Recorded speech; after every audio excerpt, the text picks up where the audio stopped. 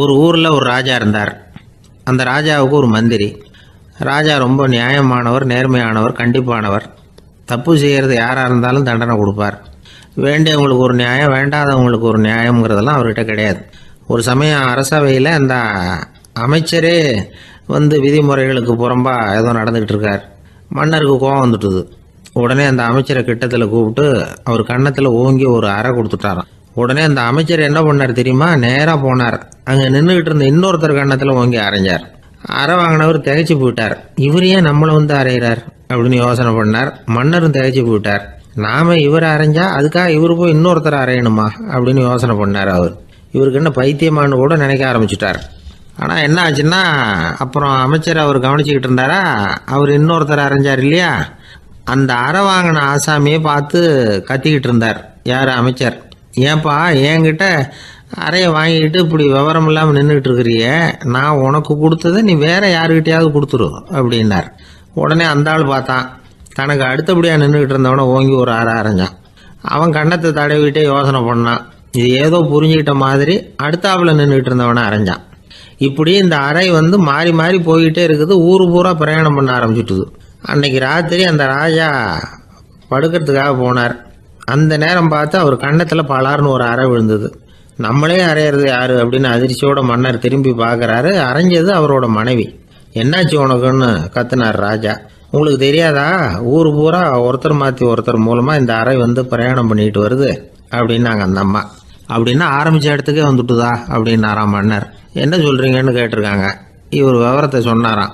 அப்படின்னா நீங்கள் ஆரம்பித்து வச்ச இந்த விளையாட்டை நான் முடிச்சு வச்சுட்டேன் அப்படின்னாங்களாம் அந்த அம்மா. மறுநாள் காலை மறுபடியும் அரசவை கூடிச்சு. அந்த அமைச்சர் மன்னரை பார்த்து கேட்டார், என்ன மகாராஜா, என்கிட்ட கொடுத்ததை திருப்பி வாங்கிட்டீங்களா அப்படின்னாராம். இப்படி நடக்கும்னு நான் எதிர்பார்க்கவே இல்லைன்னார் மன்னர். ஆனால் நான் எதிர்பார்த்தேன்.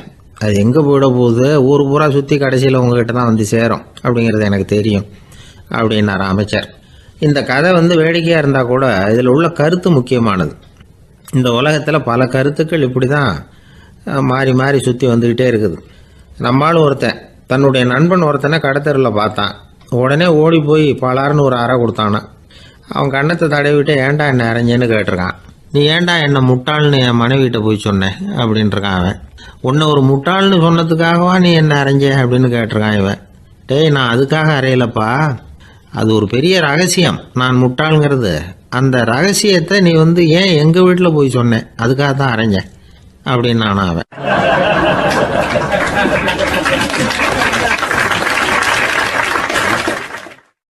ஒரு ஊரில் ஒரு ராஜா இருந்தார்.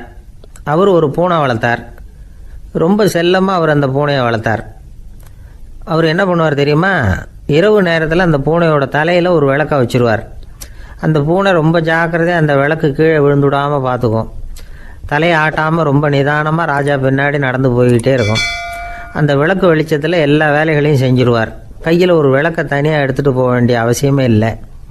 விளக்கை தூக்கிட்டு போகிற வேலையை அந்த பூனை பார்த்துக்கும். அதனால் ராஜாவுக்கு அந்த பூனை மேலே ரொம்ப பிரியம். மந்திரிகளையெல்லாம் கூப்பிட்டு அவங்கக்கிட்ட சொல்லுவார், பார்த்தீங்களா இந்த பூனை எவ்வளவு விசுவாசமாக நடக்குது, என் பேரில் எவ்வளவு மரியாதை பார்த்தீங்களா அதுக்கு அப்படிம்பார். இதை கேட்டுவிட்டு அங்கிருந்த அமைச்சர்களில் ஒருத்தர் சொன்னார், மன்னா நீங்கள் சொல்கிறது சரிதான், இருந்தாலும் இந்த பூனையோட விசுவாசத்தை நாம் கொஞ்சம் சோதித்து பார்க்க வேண்டியிருக்கு அப்படின்னாராம். சரி, உங்கள் ஆசையை ஏன் கெடுக்கணும், நல்லா சோதித்து பாருங்கள் அப்படின்னு சொல்லிவிட்டார் ராஜா. உடனே அந்த அமைச்சர் என்ன பண்ணார் தெரியுமா? எங்கேயோ புறப்பட்டு போனார். ஒரு 5-6 எலிகளை பிடிச்சிட்டு வந்தார். அரண்மனையில் ராஜா ஏதோ வேலை பார்த்துக்கிட்டு இருக்கிறாரு. பக்கத்தில் அந்த பூனை ரொம்ப பணிவாக நின்றுக்கிட்டு இருக்குது. அது தலையில் விளக்கு எரிஞ்சிக்கிட்டு இருக்கு. அமைச்சர் தான் பிடிச்சிக்கிட்டு வந்த எலிகளை அந்த பூனை பார்வையில் படுறது மாதிரி எதிரில் விட்டார். அந்த எலிகள்லாம் அங்கேயும் இங்கேயும் ஓட ஆரம்பிச்சிது. அதை பார்த்தது பூனை. அவ்வளவுதான். தலையில் இருக்கிற விளக்கை பற்றியும் கவலைப்படலை, ராஜாவை பற்றியும் கவலைப்படலை. ஒரே பாய்ச்சலாக பாஞ்சு எலிகளை துரத்த ஆரம்பிச்சுட்டுது. தலையில் இருந்த விளக்கு எங்கேயோ போய் விழுந்தது, அணைஞ்சு போச்சு. இருட்டில் ராஜா தடுமாற ஆரம்பிச்சுட்டார். இந்த சமயத்தில் அந்த அமைச்சர் மறுபடியும் விளக்கை ஏற்றினார். வெளிச்சம் வந்தது. அதுக்கப்புறம் அந்த அமைச்சர் பேசினார், அரசே, பூனையோட விசுவாசத்தை பார்த்தீங்களா? எலி அது கண்ணில் படுற வரைக்கும் தான் விசுவாசமாக இருந்தது. அது மாதிரி எலியை பார்த்ததும் எல்லாத்தையும் விட்டுட்டு அதை துரத்த ஆரம்பிச்சுட்டு பார்த்தீங்களா? தான் அந்த பூனையை பற்றி நினச்சது தப்புங்கிறது அதுக்கப்புறம் தான் அந்த ராஜாவுக்கு புரிஞ்சுதான். சரி, இப்போ எதுக்கு இந்த கதையெல்லாம் அப்படிங்கிறீங்களா? இந்த பூனை மாதிரி தான் நம்ம மனசும். மனசை எவ்வளவு தான் பயிற்சி கொடுத்து பக்குவமாக வச்சுருந்தாலும் பார்க்குறதுக்கு பரமசாது மாதிரி தான் இருக்கும். பார்க்க வேண்டியதை பார்த்துட்டுதுன்னா பாஞ்சிரும். இந்த பூனை மாதிரி புலன் இன்ப பொருள்கள் கிட்டாத வரைக்கும் மனம் அடங்கி இருக்கிறது மாதிரி தான் தெரியும். கொஞ்சம் வாய்ப்பு கிடைச்சாலும் அது குதிக்க ஆரம்பிச்சிடும், தப்பு பண்ண ஆரம்பிச்சிடும். பெரிய பெரிய முனிவர்கள் வாழ்க்கையில் நடந்த வீழ்ச்சி இதை தான் நிரூபிக்குது. புலன்களின் ஆற்றல் அதிகம், அதனால் மனக்கட்டுப்பாடு பயிற்சிகளில் ரொம்ப எச்சரிக்கையாக இருக்கணுங்கிறார் சுவாமி சிவானந்தர். மது பழக்கத்தையே விட்டுவிட்டேன்னு உறுதியாக இருப்பான். கடை கண்ணில் பட்டுவிட்டுதுன்னா கால் அவனை கேட்காமலே இழுத்துக்கிட்டு உள்ளே போயிடும். இதுதான் மனசுங்கிறது. அதுதான் அந்த ராஜா வளர்த்த பூனை. நம்மால் ஒருத்தன் அந்த ராஜா பூனை தலையில் விளக்க வச்சது மாதிரி இவன் தன்னுடைய தலையிலேயே ஒரு விளக்கை ஏற்றி வச்சுக்கிட்டு என்னத்தையோ தேட ஆரம்பித்தான். தேடிக்கிட்டு இருக்கிறான். தலையை ஆட்டாமல் நிதானமாக நடந்து ரொம்ப நேரமாக தேடிட்டு இருக்கிறான். அந்த சமயம் அங்கே வந்த ஒருத்தர் என்னத்தை தேடுறீங்கன்னு கேட்டார். அதுதான் மறந்து போச்சு அப்படின்னு இழுத்தான். சரி, கொஞ்சம் இப்படி உட்காருங்க, ஞாபகம் வந்ததும் தேட ஆரம்பிக்கலாம் அப்படின்னார் அவர். இவன் கொஞ்ச நேரம் உட்காந்து யோசித்தான். அப்புறம் திடீர்னு எழுந்திரிச்சான். ஞாபகம் வந்துட்டுதுன்னா. என்னன்னு கேட்டார். எங்கள் வீட்டில் இருந்த விளக்கை எங்கே வச்சேன்னு தெரியல, அதை தான் தேடிக்கிட்டு இருக்கிறேன், ஏற்றி வைக்கலாம்னு பார்க்குறேன் அப்படின்னா.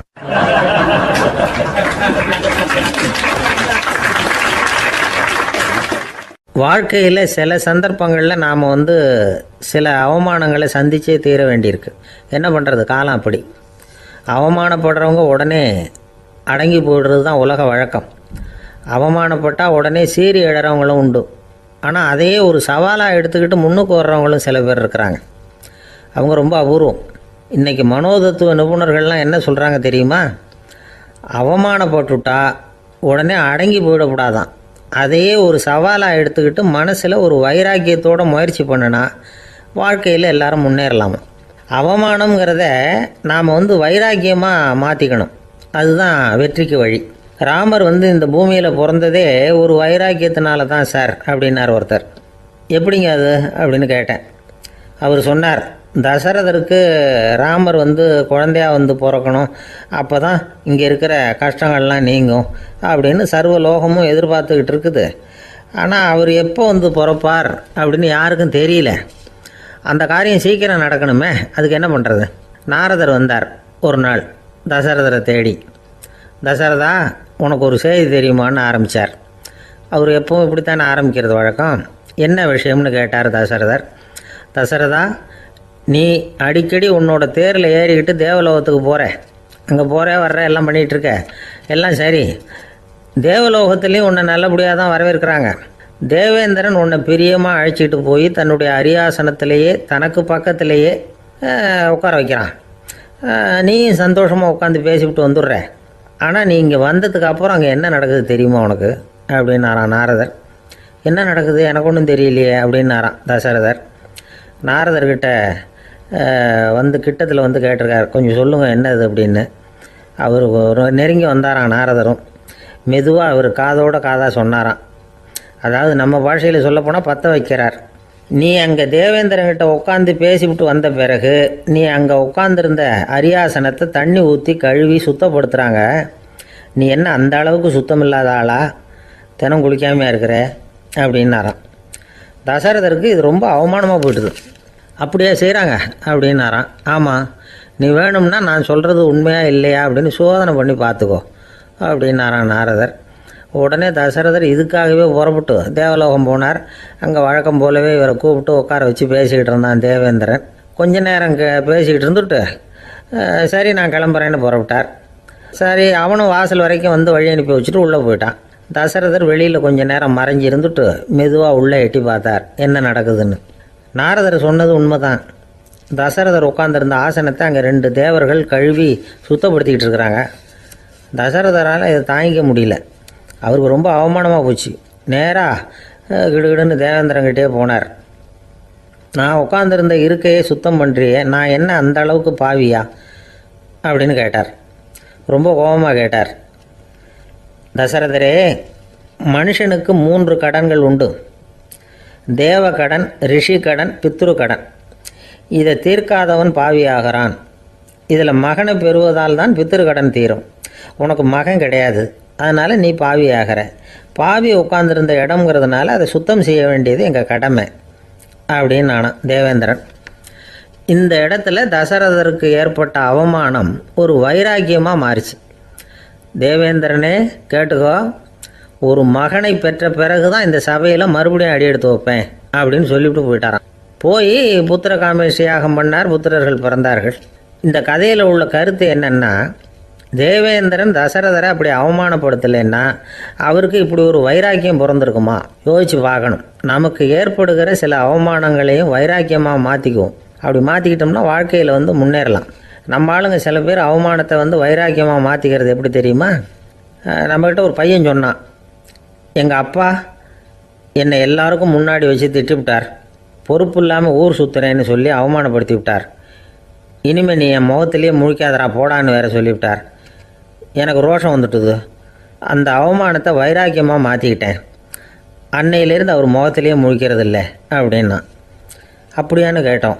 ஆமாங்க, அவர் வீட்டில் இல்லாத நேரமாக பார்த்து உள்ளே சமையல் கட்டுக்கு போய் சாப்பிட்டுட்டு நைஸாக வெளியில் வந்துடுவேன் அப்படிங்கிறான் அவன்.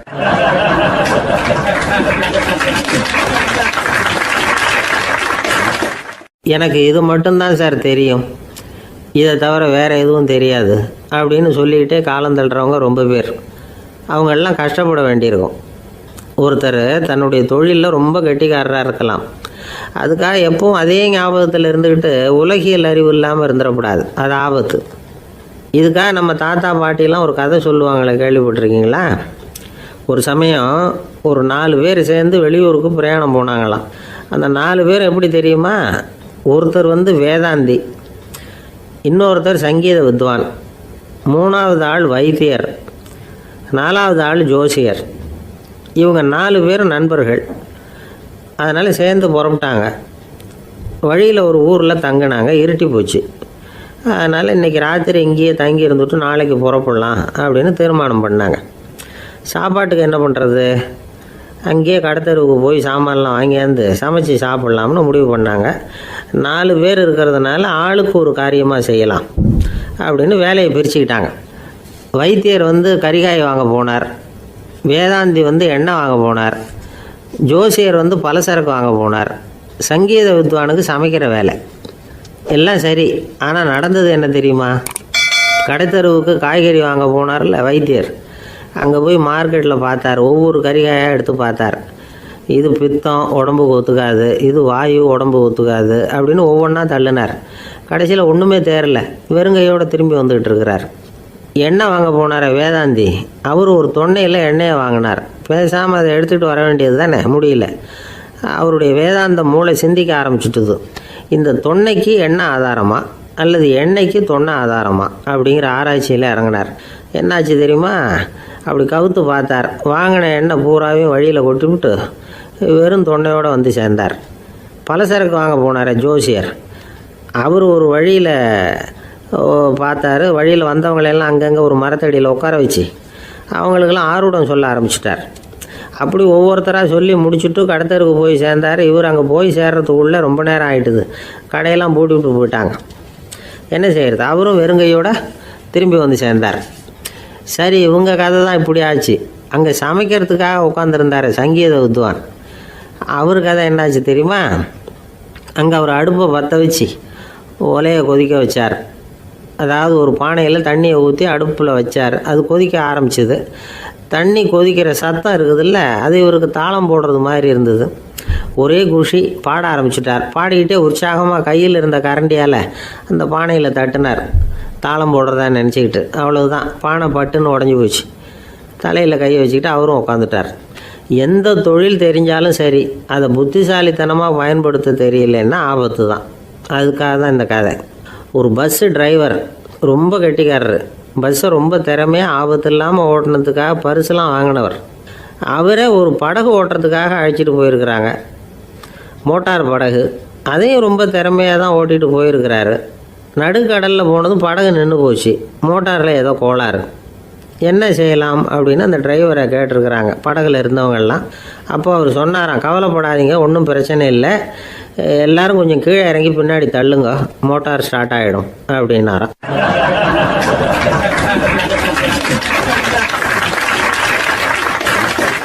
ஒரு ஊரில் ஒரு ராஜா இருந்தார்.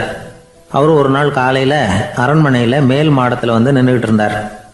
அப்போ ஒரு ஆள் வீதியில் ரொம்ப வேகமாக ஓடிக்கிட்டு இருக்கான். அதை ராஜா கவனிச்சார். அவன் மனசில் ஏதோ ஒரு தவிப்பு இருக்குங்கிறத புரிஞ்சுக்கிட்டார். உடனே அரண்மனை சேவகர்களை கூப்பிட்டார். அந்த ஆளை இங்கே அழைச்சிட்டு வாங்க அப்படின்னார். இவங்க ஓடி போய் அந்த ஆளை அழைச்சிட்டு வந்தாங்க. மன்னர் முன்னாடி நிறுத்தினாங்க. மன்னர் அவனை நிமிர்ந்து பார்த்தார். எதுக்காக இவ்வளோ வேகமாக ஓடிக்கிட்டு இருக்கிற அப்படின்னு கேட்டார். இதுக்கு அவன் சொன்னான், மன்னா, நம்ம கோட்டையின் வடக்கு வாசல் இருக்கு இல்லையா, அது ஓரமாக ஒரு பெரிய பாறாங்கல் கிடக்கு. அதுக்கு அடியில் நான் ஒரே ஒரு வெள்ளி நாணயத்தை புதைச்சி வச்சுருக்கேன். அது இப்போ எனக்கு தேவைப்படுது. என்னுடைய மனைவிக்கு ஒரு பரிசு வாங்கி கொடுக்க வேண்டியிருக்கு. அதுக்காக தான் அவசரமாக ஓடிக்கிட்டு இருக்கிறேன் அப்படின்னா. மன்னர் யோசனை பண்ணார். அப்புறம் சொன்னார், அதுக்காகவா இப்படி ஓடுற? பரவாயில்ல, அதை பற்றி கவலைப்படாத. நான் உனக்கு 10 வெள்ளி காசுகள் தர்றேன், வாங்கிட்டு திரும்பி போ அப்படின்னார். இவன் தலையை சொரிஞ்சான். மன்னா, நீங்கள் கொடுக்கறத ரொம்பவும் மகிழ்ச்சியோடு வாங்கிக்கிறேன். இருந்தாலும் அதுக்கப்புறம் அந்த வடக்கு வாசலுக்கு போய் அங்கே இருக்கிற ஒரு நாணயத்தையும் எடுத்துக்கிட்டு போயிடுறேனே அப்படின்னானா. இதை பாருப்பா, அந்த ஒரு நாணயத்தை மறந்துடு, உனக்கு 100 வெள்ளி நாணயங்கள் தரேன் இருக்கார். மன்னா, ரொம்ப மகிழ்ச்சி. உங்கள் மாதிரி தாராள குணம் வேற யாருக்கும் வராது. நீங்கள் கொடுக்குற 100 நாணயங்களையும் வாங்கிக்கிறேன். இருந்தாலும் வடக்கு வாசலுக்கு போய் அதையும் எடுத்துக்கிட்டா 101 ஆகிடுமே அப்படின்னானா. இதை பாருப்பா, அந்த ஒரு நாணயத்தை மறந்துடு, அது எக்கேடாவது கெட்டு போகட்டும். நான் உனக்கு 100 பொற்காசுகள் தரேன், அதையாவது வாங்கிட்டு வந்த வழியிலேயே திரும்பி போடுன்னாரான். தங்க நாணயங்களே தரேன்னு சொல்கிறீங்க, தாராளமாக வாங்கிக்கிறேன். இருந்தாலும் வடக்கு வாசலுக்கு போய் அப்படின்னு மறுபடியும் ஆரம்பித்தான். அரசர் வந்து பொறுமை இழந்துட்டார். கடைசியாக ஒரு முடிவுக்கு வந்துட்டார். இதை பாருப்பா, உனக்கு என்னுடைய ராஜ்யத்திலேயே பாதியை கொடுத்துட்றேன், அப்படியாவது திருப்தியாக திரும்பி போ அப்படின்னாராம். மன்னா, உங்களுடைய பெருந்தன்மைக்கு ஈடு இணையே கிடையாது. தேசத்திலேயே பாதி பிரித்து கொடுக்குறேன்னு சொல்கிறீங்க. அதனால் உங்ககிட்ட ஒரு சின்ன வேண்டுகோள் அப்படின்னானா. சொல்லுன்னாராம் மன்னர் ஆர்வமாக. இவன் மெதுவாக ஆரம்பித்தான். அப்படி இந்த ராஜ்யத்தை 2ஆக பிரிக்கிறப்போ அந்த வடக்கு வாசல் இருக்கிற பக்கத்தை என்கிட்டயே கொடுத்துருங்கோ அப்படின்னானா. மன்னர் அசந்து போயிட்டார். இந்த கதை எதுக்காகன்னு கேட்டால், மனம்ங்கிறது ஒரு குரங்குங்கிறத புரிஞ்சுக்கிறதுக்காகத்தான். உன்னை பிடிச்சிக்கிட்டா லேசில் விடாது. அப்படிப்பட்ட மனசை அறிவு தான் வழி நடத்தணும். அதில் தான் வாழ்க்கையின் வெற்றி அடங்கியிருக்குது. ஒரு சின்ன பையன் தெருவில் அழுதுகிட்டு இருந்தான். ஏன்பா அழுவுறேன்னு ஒரு பெரியவர் கேட்டார். 1 ரூபா காசை இங்கே தொலைச்சுட்டேன் அப்படின்னா. சரி, அதுக்காக அழாத, அதுக்கு பதிலாக 10 ரூபா தரேன், இந்தா வச்சுக்கோன்னு கொடுத்தாரு. அந்த 10 ரூபாயை வாங்கி சட்டப்பையில் போட்டுக்கிட்டு அதை விட அதிகமாக சத்தம் போட்டு அழ ஆரம்பிச்சுட்டான். மறுபடியும் ஏன்டா அழறேன்னு கேட்டார் பெரியவர். அந்த 1 ரூபாயும் கிடச்சிட்டுதுன்னா இப்போ என்கிட்ட 11 ரூபா இருக்குமே, இப்போ 10 ரூபா தானே இருக்குது அப்படின்னு சொல்லிவிட்டு அழறான்.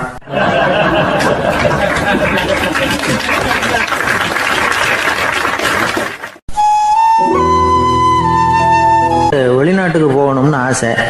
ஆனால் அவனுக்கு எந்த மொழியும் தெரியாது. இருந்தாலும் சமாளிச்சுக்கலாம்னு முடிவு பண்ணிட்டு கிளம்பிட்டான். ஏதோ ஒரு தேசத்துக்கு போய் சேர்ந்தான். அங்கே அவனுக்கு யாரையும் தெரியாது. அவங்க என்ன மொழியில் பேசிக்கிறாங்க அப்படிங்கிறது கூட புரியல.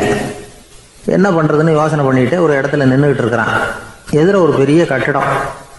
நிறைய பேர் உள்ளே போயிட்டு இருக்கிறாங்க. இவனும் அவங்க பின்னாடியே உள்ளே போனான். ஒரு பெரிய அறை, அலங்காரம்லாம் பண்ணி வச்சிருக்கிறாங்க. நிறைய பேர் சாப்பிட்றதுக்காக உட்காந்துருக்குறாங்க. இவனுக்கு நல்ல பசி, அதனால் இவனும் உட்காந்தான். சாப்பாடு போட்டாங்க, சாப்பிட்டான். அன்பான உபசரிப்பு. இவன் மனசு உள்ள நினச்சிக்கிட்டான், இது ஏதோ அரசருடைய அரண்மனை மாதிரி தெரியுது, இன்னைக்கு ஏதோ விருந்து நடக்குது, நல்ல வேளை நம்ம பசியும் தீர்ந்தது அப்படின்னு நினச்சிக்கிட்டே நிமிர்ந்து பார்க்குறான். சாப்பாடு பரிமாறினவன் எதிரில் ரொம்ப பணிவோட முதுக வளைச்சி வணக்கம் தெரிவித்தான். இவனும் எழுந்திரிச்சு நின்று முதுக வளைச்சி வணக்கம் தெரிவித்தான். ரொம்ப நன்றின்னா. அவன் ஒரு சீட்டை இவன் கையில் கொடுத்தான்.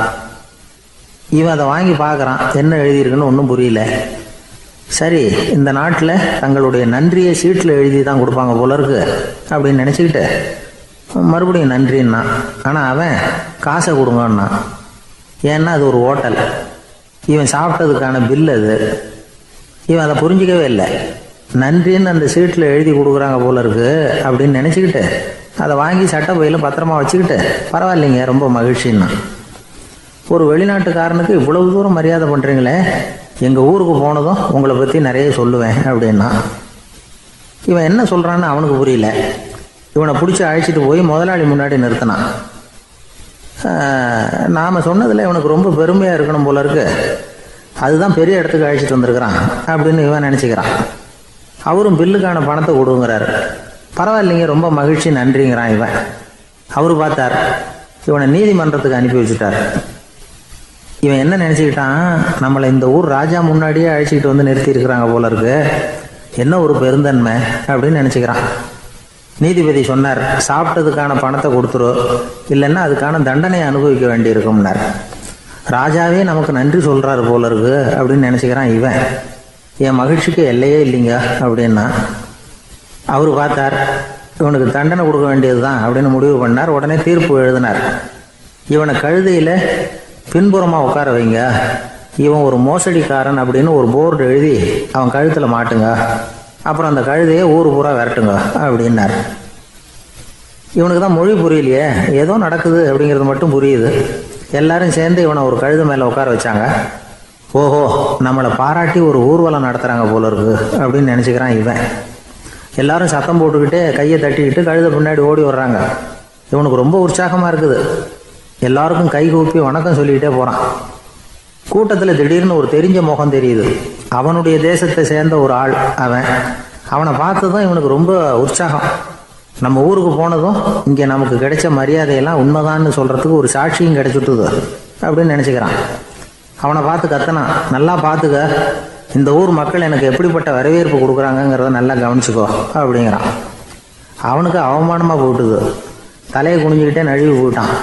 இவன் பார்த்தான், அவன் தலை தெரியல. ஆகா, அவனுக்கு நம்ம மேலே பொறாமை போல இருக்கு, அதனால தான் காணாமல் போயிட்டான் அப்படின்னு நினச்சிக்கிறான். இப்படி ஒரு வேடிக்கை கதையை பெரியவங்க சொல்கிறது உண்டு. கதை வேடிக்கையாக இருந்தாலும் இதில் உள்ள கருத்து என்ன தெரியுமா? அந்த கழுதை மேலே உட்காந்துருக்கிறானே, அது மாதிரி தான் நாமளும் அகங்காரங்கிற கழுதை மேலே உட்காந்துக்கிட்டு இருக்கோமா. நாமளும் கிட்டத்தட்ட அதே மாதிரி பிரம்மையில் தான் இருக்கிறோமா. என்ன நடக்குதுங்கிறதே புரியறதில்ல. அகங்காரத்தில் பேசுகிறவனுக்கும் சித்த சுவாதீனம் இல்லாமல் பேசுகிறவனுக்கும் அதிக வித்தியாசம் இருக்கிறதில்ல. அது மாதிரி ஒருத்தன் தன்னுடைய வீட்டை சுற்றி சேற்றை வாரி இறைச்சிக்கிட்டு இருந்தானா. அந்த வழியாக வந்த ஒரு பெரியவர் அதை பார்த்துருக்கார். என்னப்பா பண்ணிகிட்டு இருக்கிற அப்படின்னு கேட்டாராம். கழுதைகளை விரட்டிக்கிட்டு இருக்கிறேன் அப்படின்னானா. இங்கே கழுதைகளே காணுமே அப்படின்னாரான் அவர். அதுதான் ஏற்கனவே விரட்டி விட்டனே அப்படின்னானா இவன்.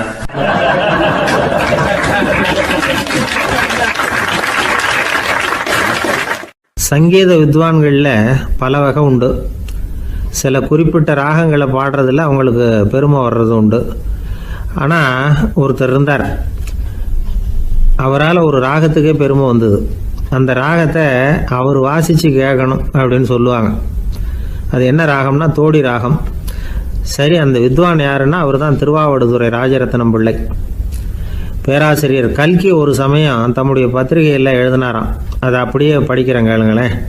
ஆகா, ஸ்ரீ ராஜரத்னம் பிள்ளையின் தோடி ஆலாபனையை முதலில் கேட்டபோது அவருடைய கற்பனையை விட்டு தள்ளுங்கள். நம்முடைய மனதில் என்னென்ன இன்பமயமான கற்பனைகள் எல்லாம் உதித்தன. குழந்தை தாயிடம் கொஞ்சம் குரலை கேட்டோம், அன்னை குழந்தையிடம் கொஞ்சம் குரலை கேட்டோம், ரதியும் மன்மதனும் பேசிக்கொண்ட காதல் மொழிகளை கேட்டோம், முருகன் சிவபெருமான் செவிகுளிர மொழிந்த உபதேசத்தை கேட்டோம், கலைமகள் கவிஞனுக்கு அருளிய ஆசி மொழிகளை கேட்டோம், நாரத முனிவருடைய தம்பூரா சுருதியை கேட்டோம், ராவணன் தன் எலும்பை ஒடித்து வீணையாகச் செய்து வாசித்த கானத்தை கேட்டோம், கானப்பறவைகளின் கலகல ஒலியை கேட்டோம், கோலக்குயில்களின் குரல் இனிமையை கேட்டோம். இப்படிலாம் பேராசிரியர் கல்கி விமர்சனம் எழுதியிருக்கிறார். திருவாவடுதுறை ராஜரத்னம் பிள்ளை அவர்களுடைய வாசிப்பை கேட்டுட்டு டிஎன் ராஜரத்னம் பிள்ளை இறந்து போனார். அப்போது கவிஞர் கண்ணதாசன் எழுதினார், செவியனில் ஓடி எங்கள் சிந்தையில் ஓடி இந்த புவியெல்லாம் ஓடி நின்பார் பொங்கிய தோடி வேறிங்கு எவரிடம் போகும் ஐய இனி அதை காப்பார் யாவர் அவிந்தனின் சடலத்தோடே அவிந்தது தோடிதானும் அப்படின்னு எழுதினாராம். அந்த அளவுக்கு அவருடைய தோடியை ரசித்தவர்கள் உண்டு. அதே மாதிரி தோடின்னா என்னன்னு தெரியாமலே அவரை ரசித்தவங்களும் அந்த காலத்தில் உண்டு. அதாவது ஒரு பெரிய சபையில் இவர் வாசிச்சுக்கிட்டு இருக்கிறார். பாதியில் ஒரு பெரிய மனுஷன் உள்ளே வந்தார். அவர் உடம்புல பட்டு வேஷ்டி, ஜருகை, அங்கவஸ்திரம், வாயில் வெத்தலை, வாசனை புகையில, காதில் வைரக்கடுக்கன், கழுத்தில் தங்க சங்கிலி, கை விரல் பூரா மோதிரம், கையில் ஒரு வெள்ளி வெத்தலை பொட்டி, உதவிக்கு 2 பேர் பக்கத்தில். இவ்வளவு பந்தாவோடு வரார் கச்சேரி கேட்குறதுக்கு. இப்படி வந்தவர் முதல் வரிசையில் வந்து உட்காந்தார். வித்வான் வாசித்து முடித்ததும் இவர் அவரை பார்த்து, ஐயா, நீங்கள் தோடி வாசிக்கிறதுல ரொம்ப கெட்டிக்காரர்னு கேள்விப்பட்டிருக்கேன், அதை கேட்கறதுக்காக தான் மெனக்கிட்டு வந்திருக்கிறேன், அதை வாசிங்களேன் அப்படின்னாராம் இந்த பெரியவர். ராஜரத்னம் பிள்ளைக்கு ஒன்றும் புரியல. ஏன்னா இது வரைக்கும் அவர் வாசிச்சுக்கிட்டு இருந்ததே அந்த தோடி ராகத்தை தான். அதை வாசித்து முடித்ததும் அதை வாசிங்களேன்னு இவர் கேட்குறார். அப்படின்னா இவரோட ஞானம் எப்படிப்பட்டது? இவ்வளவும் கேட்டுட்டு இப்படி கேட்குறாரே அப்படின்னு அவர் யோசிச்சிருக்கிறார் ராஜரத்னம் பிள்ளை. உடனே என்ன பண்ணார் தெரியுமா? பக்கத்தில் ரொம்ப சாதுவாக சுருதி போட்டுக்கிட்டு இருந்த ஒரு முதுகில் ஓங்கி ஒரு குத்து விட்டாராம். அவருக்கு ஒன்றும் புரியல, எதுக்கு நம்மளை அடிக்கிறார் இவர், நம்மளை குத்துறாரு வித்வான்னு. அவர் அதிர்ச்சியால் இவர் நிமிர்ந்து பார்த்துருக்கார். அப்போ ராஜரத்னம் பிள்ளை சொன்னாராம், ஏய்யா, ஐயா பெரிய மனுஷன், என்னுடைய பரம ரசிகர், தோடி ராகம் கேட்கணுங்கிறதுக்காக இவ்வளோ தூரம் வந்திருக்கிறார், வந்து வரிசையில் உட்காந்துருக்கார். நீ இந்த சமயம் பார்த்து தோடி ராகம் வாசிக்கிற நாதஸ்வரத்தை வீட்டில் வச்சுட்டு வந்துட்டியே, இப்போ ஐயாவுக்காக அந்த ராகத்தை நான் எப்படி வாசிக்கிறது அப்படின்னு சொல்லிவிட்டு மறுபடியும் முதுகில் ஒரு அடி கொடுத்தாராம். அடி வாங்கினவருக்கே சிரிப்பு அடக்க முடியலையா.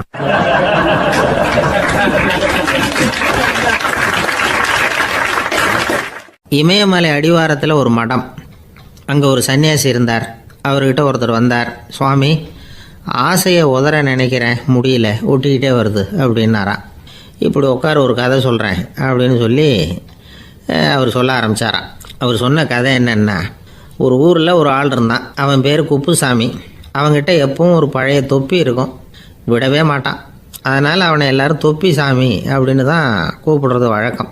ஒரு புது தொப்பி வாங்கிக்கப்படாதாப்பா அப்படின்னு நண்பர்கள்லாம் சொல்லி பார்த்தாங்க. பணத்துக்கு எங்கே போவேன் அப்படின்னு விட்டானா. பணம் வச்சுருக்கான், செலவு பண்ண மனசு வரல, மகா கஞ்சன். பழைய பாட்டில்கள்லாம் வாங்கி விற்றுக்கிட்டு இருந்தான். அப்படி ஒரு தடவை பழைய கண்ணாடி சாமான்களை ஏலத்தில் எடுத்தப்போ அதில் ஒரு அருமையான சென்ட்டு பாட்டில் கிடச்சிது. உடனே ஒரு ஐடியா பண்ணான். அந்த சென்ட்டை வந்து சின்ன சின்ன பாட்டில்களில் அடைச்சி ஜன்னல் ஓரமாக அடுக்கி வச்சுட்டான். அதை விற்றா நிறைய பணம் கிடைக்குமே, அதனால். இதுக்கு இடையில் ஒரு நாள் அவன் வந்து அப்படியே உட்காந்துருந்தான். அந்த நேரம் நண்பன் வந்தான். ஏண்டா, உன் பழைய தொப்பியை மாற்றப்படாதா, ஊரில் எல்லோரும் கேலி பேசுகிறாங்களே ஒன்று தொப்பி சாமின்னு அப்படின்னு சொல்லி கேட்டிருக்கான். இந்த சென்ட்டு பாட்டில் விற்றதும் பணம் வரும், அதுக்கப்புறம் பார்க்கலாம் அப்படின்னு நானா இவன். சரி வா, நீச்சல் குளத்துக்கு போயிட்டு வருவோம் அப்படின்னு கூப்பிட்ருக்கான் நண்பன். 2 பேரும் போனாங்க. அதே நேரம் அந்த ஊர் நீதிபதியும் அங்கே குளிக்க வந்தாராம். அவர்கிட்ட இருந்தது விலை வசந்த ஒரு புது தொப்பி. அதை அங்கே இருந்த ஸ்டாண்டில் மாட்டிவிட்டு குளிக்க போனார். இதுக்கிடையில் குப்புசாமி குளிச்சுட்டு வந்தான். அவனுடைய பழைய தொப்பியை காணலை. அந்த புது தொப்பியை பார்த்தா இது நண்பனுடைய வேலை தான் அப்படிங்கிறதாக புரிஞ்சுக்கிட்டு அதை எடுத்து மாட்டிகிட்டு வந்துட்டான். நீதிபதி குளிச்சுட்டு வந்து பார்க்குறாரு, தொப்பியை காணும். போலீஸில் புகார் கொடுத்தார். அவங்க வந்து தேடினாங்க. ஒரு மூலையில் பழைய தொப்பி கிடச்சிது. அடடா, இது நம்ம குப்புசாமியோட தொப்பி இல்லையா அப்படின்னு நானா ஒருத்தன். உடனே அவன் வீட்டுக்கு தேடிட்டு போயிருக்காங்க. அங்கே போய் பார்த்தா புது தொப்பி அங்கே இருக்குது. உடனே அவனுக்கு 1000 ரூபா அபராதம் போட்டாங்களாம். அவன் பணத்தை கட்டிவிட்டு ரொம்ப எரிச்சலோடு வீட்டுக்கு வந்தான். பழைய தொப்பி கண்ணில் பட்டது. மறுபடியும், உன்னால் தானே எனக்கு 1000 ரூபா நஷ்டம் அப்படின்னு சொல்லி அதை எடுத்துக்கிட்டு அப்படி போயிருக்கான். அந்த ஊர் குளத்தில் வீசி எரிஞ்சிட்டு வந்துட்டான். அது மீன் பிடிக்கிற ஒருத்தன் கையில் சிக்கிச்சு. அவன் வர்ற வழியில் அதை எடுத்து வேகமாக வீசி எறிஞ்சான். அது நேராக குப்புசாமி வீட்டு ஜன்னல் வழியாக உள்ளே வந்து இந்த சென்ட்டு பாட்டில்கள் மேலே விழுந்து எல்லாம் உடஞ்சி நொறுங்கி போச்சு. குப்புசாமி பார்த்தான். தோட்டத்தில் ஆழமாக ஒரு குழியை வெட்டினான். அந்த தொப்பியை போட்டான், மூடிவிட்டான். இதை அடுத்த வீட்டுக்காரன் பார்த்தான். ஏதோ புதையல் தான் வச்சுருக்கான் போல இருக்குன்னு நினச்சான். போலீஸில் போய் புகார் கொடுத்துட்டான். மறுபடியும் போலீஸ் குழியை தோண்டினாங்க. பழைய தொப்பி மறுபடியும் வெளியில் வந்தது. எல்லோரும் சிரிக்கிறாங்க. அன்னைக்கு ராத்திரியே அந்த தொப்பியை எடுத்துக்கிட்டு நேராக புறப்பட்டான். ஒரு கல்லில் அதை சேர்த்து கட்டி குடிநீர் தொட்டி இருக்கும்ல, அதில் போட்டுட்டு வந்துட்டான். இனிமேல் என்ன பண்ணும் பார்ப்போன்னு. ஒரு நாள் திடீர்னு குழாயெல்லாம் அடைப்பட்டு போச்சு. மாநகராட்சி அலுவலர்கள் வந்து என்னன்னு பார்த்தா அந்த பழைய தொப்பி குழாயை அடைச்சிக்கிட்டு இருக்குது. இது குப்புசாமியோட தொப்பிங்கிறது தான் எல்லாருக்கும் தெரியுமே. உடனே குடிநீரை வந்து பாழாக்கணத்துக்காக குப்புசாமிக்கு கோர்ட்டு 2500 ரூபா அபராதம் போட்டுவிட்டுது. அதையும் கட்டிவிட்டு வெளில வந்தான். கடைசியாக முடிவு பண்ணான். ஒரு நெருப்பு குச்சியை கிழிச்சான். தொப்பியை கொளுத்தினான். எரிஞ்சுது. எடுத்து வெளில எரிஞ்சான். கொஞ்ச நேரத்தில் தீ அணைப்பு படம் வந்துட்டுது. ஆமாம், இவன் எடுத்து எரிஞ்சது வெளியில் விழுந்து வீட்டு ஊரையே பற்றிக்கிட்டு எரிய ஆரம்பிச்சுட்டுது. அவனோட பணத்தாசையும் அதோடு சேர்ந்து எரிஞ்சு போச்சான். இப்படி ஒரு கதை. இந்த கதையை சொல்லி முடித்தார் அந்த இமயமலை அடிவாரத்தில் இருந்த சன்னியாசி. இப்போ அந்த குப்புசாமி எங்கே இருக்கிறான்னு கேட்டார் எதிரில் இருந்தவர். இதோ உன் எதிரிலே இருக்கிறான், நான் தான் அந்த குப்புசாமி அப்படின்னாரான் அந்த சன்னியாசி. அந்த குப்புசாமி கிட்ட இருந்தது மாதிரி ஒரு பழைய தொப்பி நம்ம ஒவ்வொருத்தர்கிட்டையும் உண்டு. அதை எப்படி தொலைக்கிறதுன்னு தெரியாமல் தடுமாறிக்கிட்டு இருக்கிறோம். அது என்ன தொப்பிங்கிறீங்களா? அதுதான் நம்மை சூழ்ந்திருக்கிற மாயை அப்படிங்கிறார் சுவாமி சின்மயானந்தர். மெய்ஞானம் கிடைக்கிறப்போ மாயை எரிஞ்சு போகும் அப்படிங்கிறது அவருடைய கருத்து. நம்மால் ஒருத்தர் வேகமாக ஓடி வந்தார். காலில் மாட்டியிருந்த பழைய செருப்பு ரெண்டையும் ஆவேசமாக தூக்கி ஒரு கிணத்துல போட்டுட்டு வெறுங்காலோடு நடந்து வந்துக்கிட்டு இருக்கிறார். ஏன் அப்படி பண்ணீங்க அப்படின்னு கேட்டோம். அந்த செருப்புக்கு சொந்தக்காரன் பின்னாடி வந்துக்கிட்டு இருக்கிறான், அதனால் அப்படி பண்ணேன் அப்படிங்கிறார் இவர்.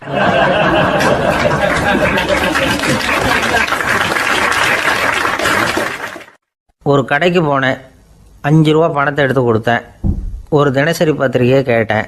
அவர் உடனே அங்கே அடுக்கி வச்சுருந்த பத்திரிகையில் ஒன்று எடுத்து என் கையில் கொடுத்தார், வாங்கிக்கிட்டேன். மீதி பணத்தை எடுத்தார், அதையும் என் கையில் கொடுக்கணும்ல, கொடுக்கல. எதிரில் இருந்த பலகையில் வச்சு எடுத்துக்க சொன்னார். எப்பவும் அவர் அப்படி தான் பண்ணுவார். நானும் எடுத்துக்கிட்டு வந்துடுவேன்.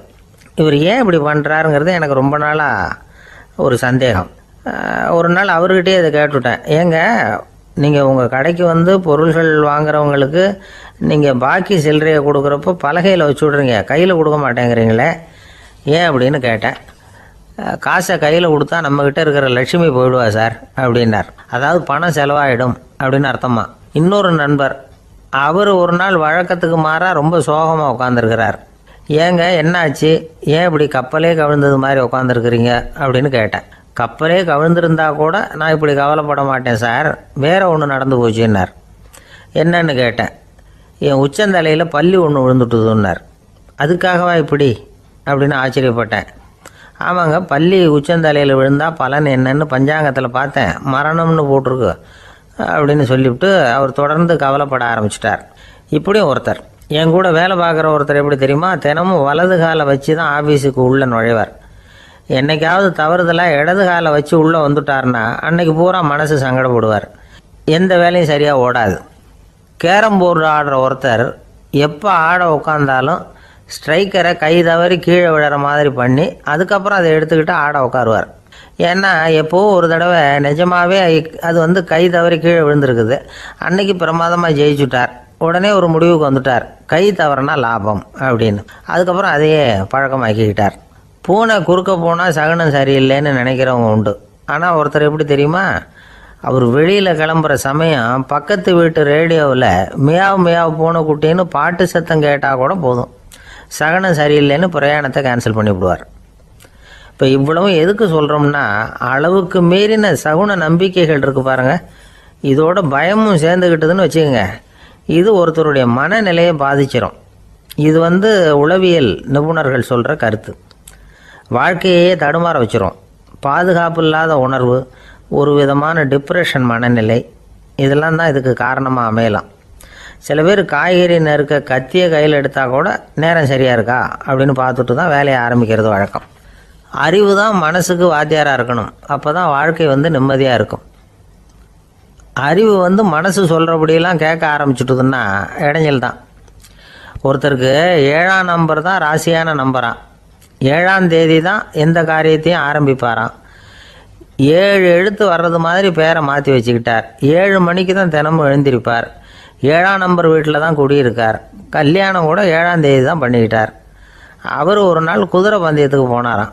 குதிரையோட பேரையெல்லாம் பார்த்தார். ஒரு குதிரையோட பேர் 7 எழுத்தில் அமைஞ்சிருந்தது. 7 தானே இவருக்கு அதிர்ஷ்ட நம்பர். அதனால் உடனே அது பேரில் பணத்தை கட்டினார். பந்தயம் நடந்தது. என்ன சார் ஆச்சுன்னு கேட்டாங்க. நான் பணம் கட்டின அந்த என்னோட குதிரை 7ஆவதாக சேர்ந்தது சார் அப்படின்னாராம் சோகமாக.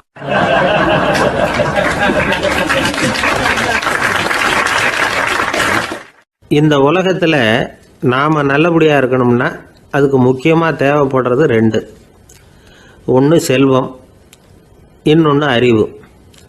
சரி, இது 2ல் சிறந்தது எது அப்படின்னு ஒரு கேள்வி கேட்டால் என்ன பதில் சொல்கிறது? இதே கேள்வியை ஹஸ்ரத் அலி அவர்கள்கிட்ட கேட்டாங்களாம்.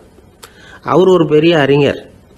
கேள்வி கேட்டவங்களும் சாதாரண ஆட்கள் இல்லை, இவங்களும் அறிஞர்கள். ஒரு நாள் ஹஸ்ரத் அலி அவர்கள்கிட்ட 10 அறிஞர்கள் வந்தாங்களாம். ஐயா, நாங்கள் 10 பேரும் உங்ககிட்ட ஒரே கேள்வியை தான் கேட்க வந்திருக்கிறோம். ஆனால் எங்கள் 10 பேருக்கும் நீங்கள் தனித்தனியாக பதில் சொல்ல முடியுமா அப்படின்னு கேட்டிருக்காங்க.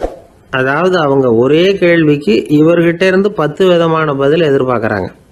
சரி கேளுங்க, என்ன கேள்வி அப்படின்னார் அவர். அப்போ தான் அவங்க கேட்டாங்களாம், செல்வம் அறிவு இது ரெண்டில் சிறந்தது எது? இதுதான் கேள்வி.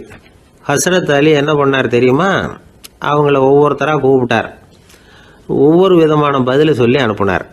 முதல்ல ஒருத்தரை கூப்பிட்டார், சொன்னார், அறிவுங்கிறது தீர்க்கதரிசிகள், ஞானிகள், மகான்கள் இவங்களோட பரம்பரை சொத்து. ஆனால் செல்வம்ங்கிறது கொடுங்கோலரின் ஆயுதம். அதனால் அறிவு தான் சிறந்தது அப்படின்னார். ரெண்டாவது ஆளை கூப்பிட்டார். உங்ககிட்ட செல்வம் இருந்தால் நீங்கள் தான் அதை காப்பாற்றணும். ஆனால் அறிவு உங்களை எப்பவும் காப்பாற்றும். ஆகவே அறிவு தான் சிறந்தது அப்படின்னார். மூணாவது ஆளை கூப்பிட்டார். செல்வந்தனுக்கு எப்போதும் விரோதிகள் அதிகம், ஆனால் அறிஞனுக்கு நண்பர்கள் அதிகம். அதனால் அறிவு தான் சிறந்ததுன்னார். அடுத்தவரை கூப்பிட்டார். செல்வம் அடுத்தவங்களுக்கு கொடுக்க கொடுக்க குறையும், ஆனால் கல்விங்கிறது அதிகரிச்சுக்கிட்டே வரும், கொடுக்கறதுனால குறையாது. அதனால் அறிவு தான் சிறந்ததுன்னார். இன்னொருத்தரை கூப்பிட்டார். அறிவுள்ளவன் எப்பவும் அதை அடுத்தவங்களுக்கு வாரி வழங்கிக்கிட்டே இருப்பான். அதனால் அவங்ககிட்ட தாராளத்தன்மை இருக்கும். ஆனால் செல்வந்தன்கிட்ட கஞ்சத்தனம் தான் இருக்கும். அதனால் அறிவு தான் சிறந்ததுன்னார். ஆறாவது நபரை கூப்பிட்டார். செல்வத்தை கள்வர்கள் திருடிட்டு போக முடியும், ஆனால் அறிவை அப்படி திருடிட்டு போக முடியாது அப்படின்னார். ஏழாவது நபரை கூப்பிட்டார். செல்வம் கால ஓட்டத்தில் அழிஞ்சிரும், ஆனால் அறிவை கால ஓட்டம் ஒன்றும் பண்ண முடியாது. ஆகவே அறிவே சிறந்ததுன்னார். எட்டாவது ஆளை கூப்பிட்டு சொன்னார், செல்வத்துக்கு எப்பவும் எல்லை உண்டு, நிறை உண்டு, அளவு உண்டு, கணக்கு உண்டு. ஆனால் அறிவுக்கு அப்படிப்பட்ட எல்லை எதுவும் கிடையாது. அதனால் அதுதான் சிறந்ததுன்னார். அடுத்தவனை கூப்பிட்டார்.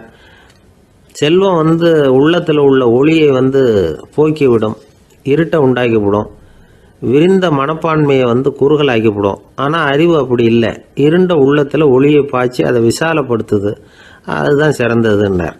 கடைசியாக 10வது நபரை கூப்பிட்டார். செல்வம் மனசில் செருக்கை உண்டாக்குது, ஆணவத்தை ஏற்படுத்துது. அதனால் நானே கடவுள்னு நினைக்கிற அளவுக்கு மனுஷனை தாழ்த்தி விடுது. ஆனால் அறிவு பணிவையும் பண்பாட்டையும் வளர்க்குது. அதனால் அறிவு தான் சிறந்ததுன்னார். ஆக இப்படி 10 பேருக்கும் 10 விதமாக பதில் சொன்னது மூலமாக ஹஸ்ரத் அலி அவர்கள் அறிவு தான் செல்வத்தை விட சிறந்தது அப்படிங்கிறதுக்கு 10 காரணங்களை சுட்டி காட்டியிருக்கார். அந்த அறிஞர் 10 பேர் கேட்ட ஒரே கேள்விக்கு 10 பதில் சொன்னார். நமக்கு வேண்டிய ஒருத்தர் 10 பேர் கேட்ட கேள்விக்கு ஒரே பதில் சொல்லி சமாளித்தார். கேள்வி என்ன தெரியுமா? என்கிட்ட வாங்கின கடனை எப்போயா திருப்பி கொடுக்க போகிற? இதுதான் அந்த 10 பேரும் கேட்ட ஒரே கேள்வி. இந்த மாதம் 26ஆம் தேதி தந்துடுறேன் அப்படிங்கிற ஒரே பதில் சொல்லி அவ்வளவு பேரையும் இவர் அனுப்பி வச்சுட்டாராம். எல்லாரும் போனதுக்கப்புறம் இவரை தனியாக கூப்பிட்டு கேட்டிருக்கிறாங்க. அது என்ன சார் கணக்கு, 26ஆம் தேதி அன்னைக்கு என்ன அதிசயம் நடக்க போகுது அப்படின்னு கேட்டிருக்காங்க. அதிசயம் அன்னைக்கு இல்லை, அதுக்கு நாளே நடக்க போகுதுன்னாராம். விவரமாக சொல்லுங்கன்னு இருக்காங்க. வேற ஒன்றும் இல்லைங்க, 26ஆம் தேதி தானே எல்லாரையும் வர சொல்லியிருக்கிறேன், அதுக்கு நாளே நான் புறப்பட்டு தலைமறைவாயிட போகிறேன் அப்படின்னாராம், ரொம்ப பெருமையா.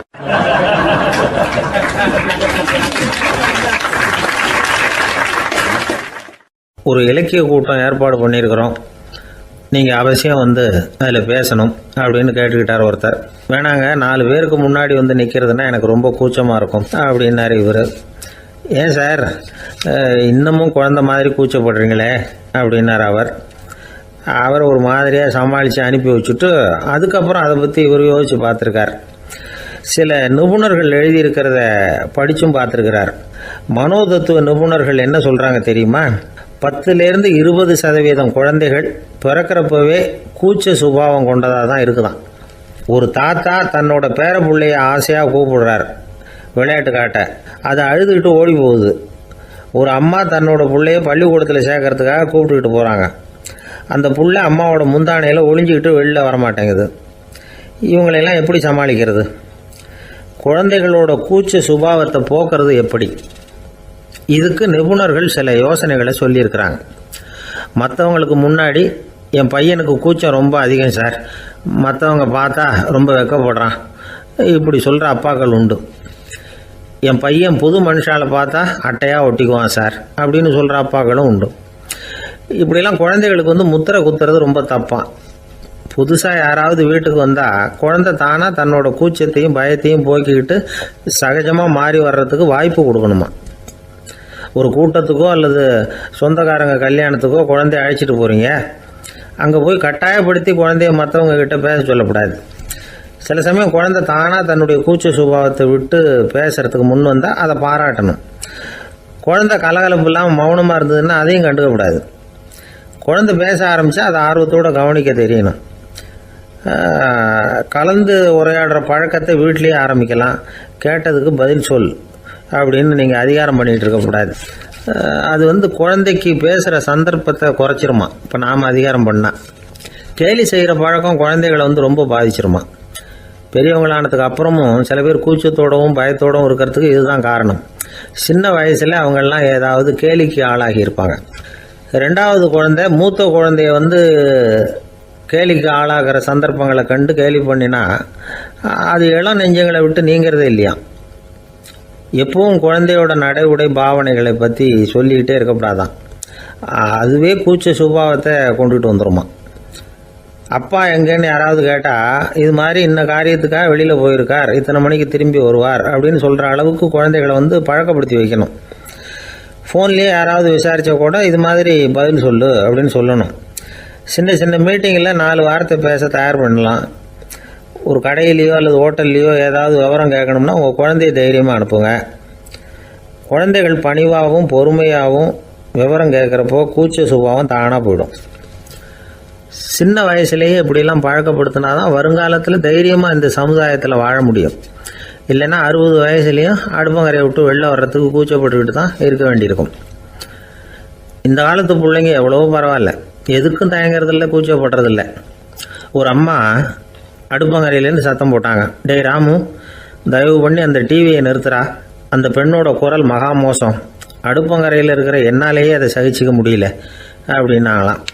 உடனே பையன் கொஞ்சம் கூட தயங்காமல் பதில் சொல்கிறான், அம்மா இந்த குரல் டிவியிலேருந்து வரல, எதிர்த்த விட்டு மாமி தான் இங்கே வந்திருக்கிறாங்க, அவங்க தான் இப்போ என்னோட பேசிக்கிட்டு இருக்கிறாங்க அப்படின்னு நானும்.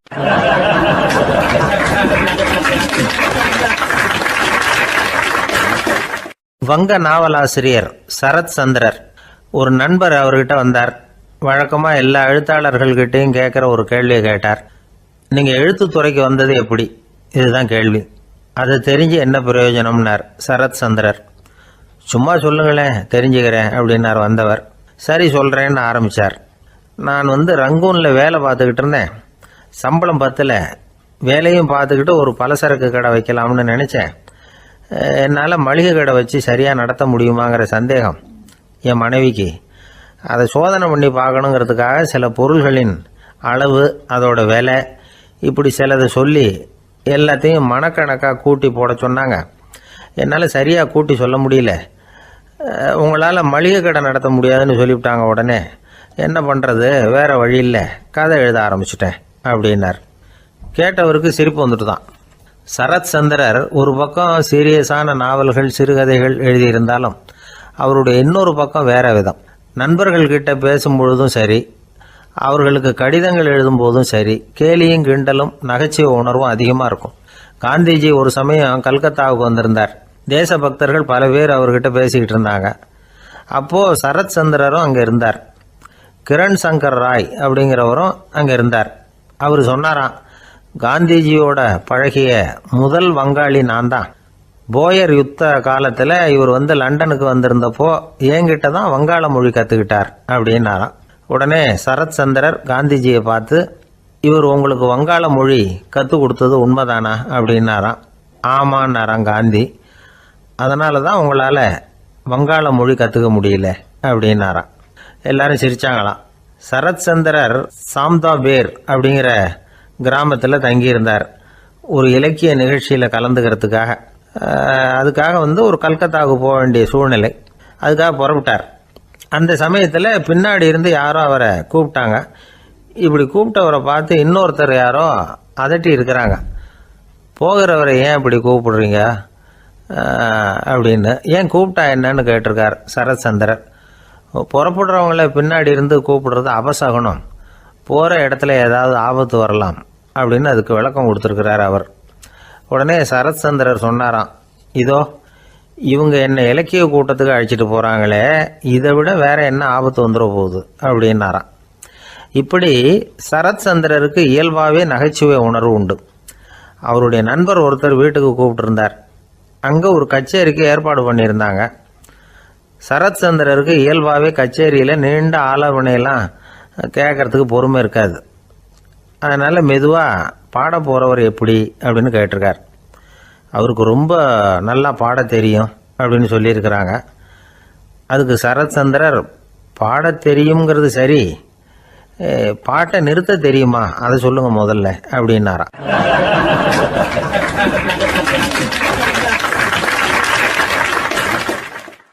ஒரு பெரியவர் உட்கார்ந்துருக்கிறார்.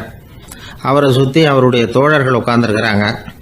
ஏதோ ஒரு முக்கியமான செய்தியை அவர் அவங்களுக்கு சொல்லிகிட்டு இருக்கிறார். அவங்களும் ஆர்வமாக கேட்டுக்கிட்டு இருக்கிறாங்க. இந்த சமயத்தில் யாரோ ஒரு ஆள் வேகமாக அங்கே வர்றார். வர்ற வேகத்திலேயே எனக்கு ஏதாவது உதவி செய்யுங்க அப்படின்னு கேட்டுக்கிட்டே வர்றார். கேட்கறது உதவி, ஆனால் குரல் மிரட்டுறது மாதிரி இருக்குது, அதட்டி கேட்கறது மாதிரி இருக்குது. இதை கேட்டதும் அந்த பெரியவர் ஆத்திரப்படலை, ஆனால் அவரை சுற்றி இருந்தவங்க ஆத்திரப்பட்டாங்க. இதை பெரியவர் கவனித்தார். கொஞ்சம் அமைதியாக இருங்கன்னார். வந்தவரை கூப்பிட்டார். அவருக்கு சில பொருள்களை கொடுத்தார். என்னங்க இப்போ உங்களுக்கு மகிழ்ச்சி தானே அப்படின்னார்.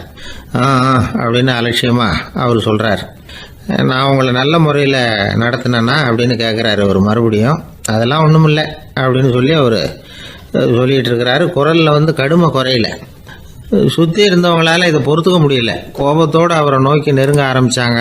பெரியவர் அவங்களையெல்லாம் தடுத்து நிறுத்தினார். வந்தவரை வாங்க என்னோட அப்படின்னு சொல்லி அழைச்சிட்டு போனார். வீட்டுக்கு போனார். அங்கே போனதும் இன்னும் சில பொருள்களை எடுத்து அவர்கிட்ட கொடுத்தார். இப்போ திருப்தி தானே, நான் உங்ககிட்ட நல்ல முறையில் நடந்துக்கிட்டேனா அப்படின்னார். அவர் முகம் இப்போ தான் கொஞ்சம் மலர்ந்தது. ரொம்ப நன்றி, இறைவன் உங்கள் குடும்பத்துக்கு எல்லா நன்மைகளையும் செய்வான் அப்படின்னு சொன்னார். இதே வார்த்தைகளை என்னுடைய தோழர்கள்கிட்டே சொல்லிட்டீங்கன்னா அவங்க கோபம் தணிஞ்சிரும், வர முடியுமான்னார். கண்டிப்பாக வர்றேன் அப்படின்னாரு. மறுநாள் காலையில் அந்த இடத்துக்கு வந்தார். அதே மாதிரி சொல்லிவிட்டு அவர் போயிட்டார். தோழர்கள்லாம் ரொம்ப வியப்போடு பெரியவரை பார்த்தாங்க. அந்த பெரியவர் தான் நபிகள் நாயகம். அவர் சொன்னார், ஒருத்தன் ரொம்ப ஆசையாக ஒரு ஒட்டகத்தை வளர்த்துக்கிட்டு வந்தான். ஒரு நாள் அந்த ஒட்டகம் கயத்தை அறுத்துக்கிட்டு ஓடி போயிட்டுது. அக்கம் பக்கத்தில் இருக்கிறவங்கெல்லாம் அந்த ஒட்டகத்தை பிடிக்கிறதுக்கு முயற்சி பண்ணாங்க. அதை துரத்திக்கிட்டு ஓடினாங்க. ஒட்டகம் தாறுமாறாக ஓட ஆரம்பிச்சிது. இந்த சமயத்தில் ஒட்டகத்தை வளர்த்தவன் அங்கே ஓடி வந்தான். நீங்கள் அதை ஒன்றும் செய்ய வேணாம், விட்டுருங்க, அதோட சுபாவம் எனக்கு நல்லா தெரியும், அதை சுலபமாக என்னோட வழிக்கு கொண்டுகிட்டு வந்துட முடியும், நான் பார்த்துக்கிறேன், விட்டுருங்க அப்படின்னா. எல்லாரும் விலைக்கு போயிட்டாங்க. இவன் என்ன செஞ்சான் தெரியுமா?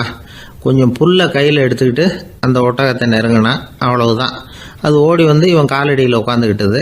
செல்லமாக அதை அப்படியே தடவி கொடுத்தான். முதுகில் ஏறி உட்காந்துக்கிட்டான். அது பாட்டுக்கு சாதுவாக நடந்து போகுது. இந்த கதையை நபிகள் நாயகம் தம்முடைய தோழர்களுக்கு சொல்கிறார். ஒட்டகத்தை மட்டும் இல்லை, சில மனிதர்களையும் கூட சில விதத்தில் அணுகி தான் அவர்களை சீர்திருத்த வேண்டியிருக்குது அப்படிங்கிறத அவங்களுக்கு உணர்த்தினார். இது ஒரு அழகான உளவியல் அணுகுமுறை. சில குடும்ப தலைவர்கள் கூட இந்த ஒட்டகம் மாதிரி நடந்துக்கிறது உண்டு, அப்புறம் அடங்கி போகிறதும் உண்டு. ஒரு குடும்ப தலைவர் காலையில் எழுந்திரிச்சதுலேருந்து சத்தம் போட்டு கத்திக்கிட்டு இருப்பார். பக்கத்தில் இருந்தவங்கெல்லாம் ஓடி போய் சமாதானம் பண்ணி பார்த்தாங்க. அவர் ஓயறது மாதிரி தெரியல. கடைசியில் அவர் மனைவி வந்தாங்க. நீங்கள் எல்லாம் விலைக்கு போயிடுங்க, அவர் சுபாவம் எனக்கு தெரியும், நான் பார்த்துக்கிறேன் அப்படின்னாங்க. சரின்னு எல்லாரும் போயிட்டாங்க. சாயந்தரமாக பார்க்குறாங்க, அவர் சத்தம் இல்லாமல் ஒரு மூலையில் உட்காந்துருக்கிறார். ரொம்ப சாதுவா. ஆச்சரியமாக இருந்தது. என்னம்மா பண்ணீங்கன்னு கேட்டாங்க. அது ஒன்றும் இல்லைங்க, ஒரு வேளை சாப்பாட்டை நிறுத்தினேன், பட்னி போட்டேன், அவ்வளவுதான் அப்படின்னாங்க அந்த அம்மா.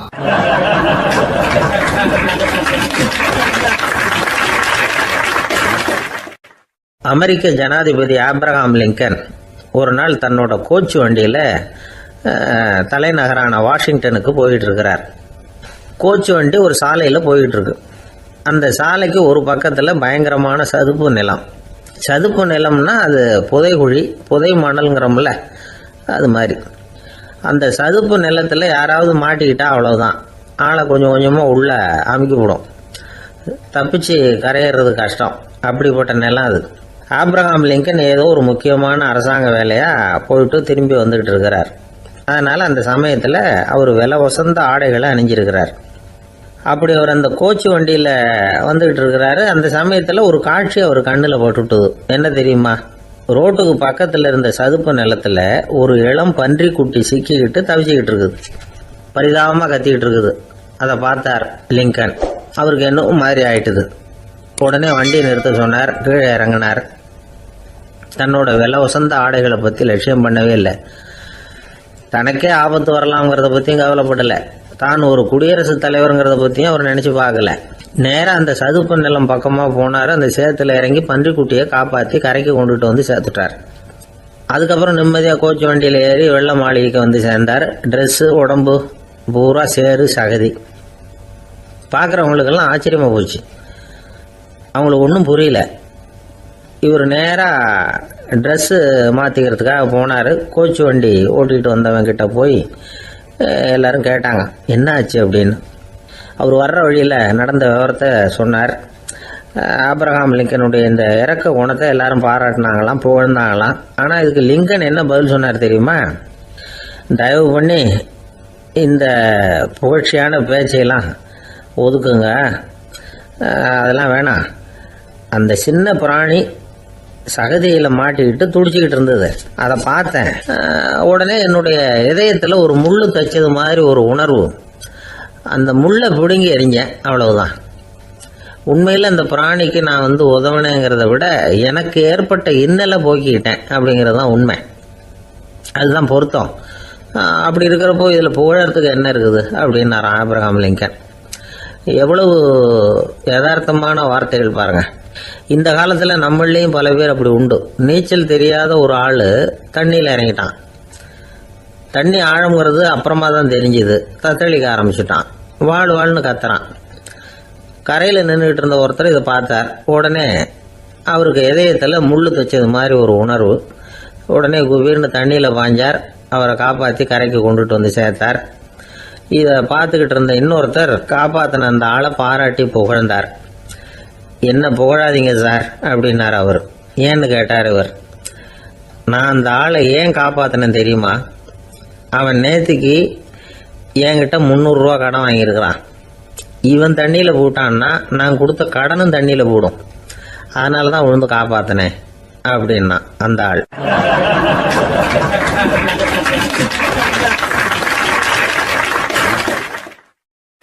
ஒருத்தர் இருக்கார்.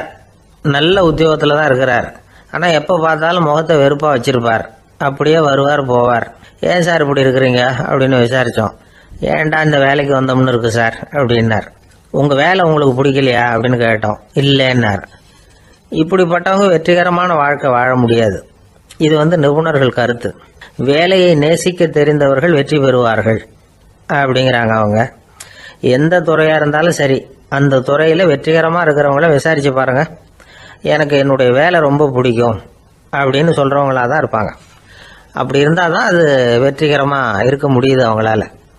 ஒருத்தனுக்கு பிடித்தமான பொழுதுபோக்கே அவனுடைய தொழிலாக இருந்துட்டுதுன்னா அவனை மாதிரி கொடுத்து வச்சவன் வேற யாரும் இல்லை அப்படிங்கிறார் பெர்னாட் ஷா.